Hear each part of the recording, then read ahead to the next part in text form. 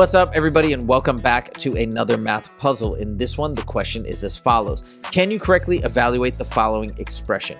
So we have 4 minus 1 to the third minus 23 to the third minus 44. Hit that pause button and see if you can figure it out. When you're ready, hit play and I'll give you the explanation.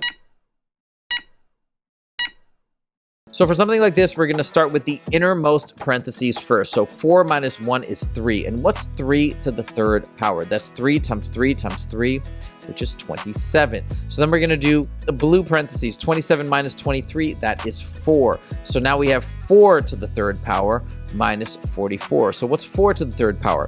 4 times 4 times 4.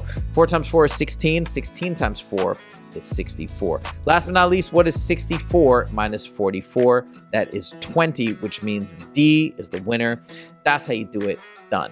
I hope you guys enjoyed this math puzzle, and if you did, please click that like button. If you want to see more math puzzles on the regular, make sure to click subscribe. Thank you guys so much for joining, and we'll see you in the next video. Take it easy.